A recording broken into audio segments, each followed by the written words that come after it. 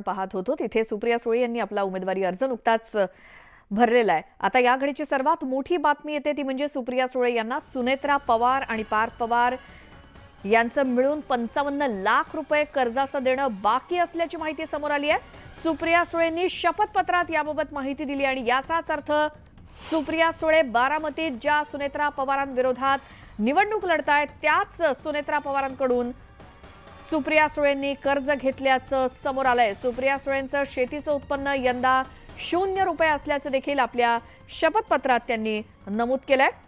सुप्रिया सुळे यांनी नुकताच आपला उमेदवारी अर्ज दाखल केला। यामध्ये जी माहिती भरली आहे त्या संदर्भात अधिक माहिती घेऊयात आमचे प्रतिनिधी वैभव सोनावणे यांच्याकडून। वैभव, काय सविस्तर? श्वेता, सुप्रिया सुळे या सुनेत्रा पवार यांच्या विरोधामध्ये बारामती लोकसभा मतदारसंघातून निवडणूक लढवत आहेत। ननंद भाऊजाईची ही लढाई जी आहे ती देश पातळीवरती गाजते।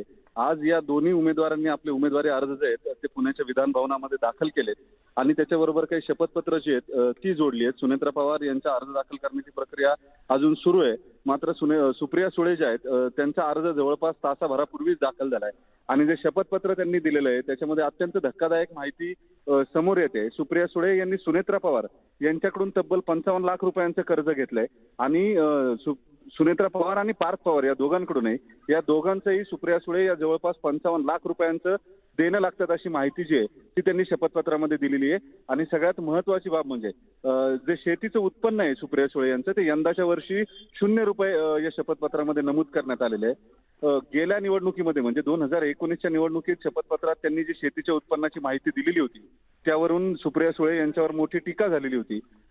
काही कोटी रुपयांचं उत्पन्न जे आहे ते या शपथपत्रामध्ये 2019च्या त्यांनी दाखवलेलं होतं आणि त्यावरून त्यांच्यावर विरोधकांकडून मोठी टीका झालेली होती। यंदाच्या वर्षी त्यांनी शपथपत्रामध्ये त्याचा उल्लेख येणार नाही याची पुरेपूर काळजी घेतलेली दिसते आणि शेतीचं उत्पन्न जे आहे ते 0 रुपये दाखवलंय।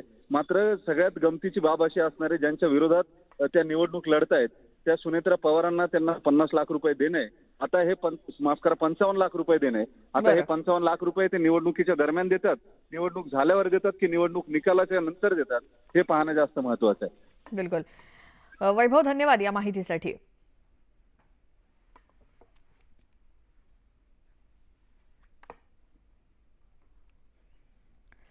अवघ्या राज्याचं लक्ष लागून राहिलेल्या आणि हाय व्होल्टेज असलेल्या बारामती लोकसभा मतदारसंघाच्या महायुतीचे उमेदवार सुनेत्रा पवार यांच्यासाठी महायुतीची सभा पार पडली आणि या सभेत बोलताना उपमुख्यमंत्री अजित पवारांनी जोरदार टीका केली। कोणत्याही भावनिकतेला बळी पडू नका, खोट्या प्रचाराला बळी पडू नका, बारामतीला लीड मिळणार की नाही ते बारामतीकर सांगतील अशा शब्दात अजित पवार यांनी दंड थोपटलेत। तर अजित पवार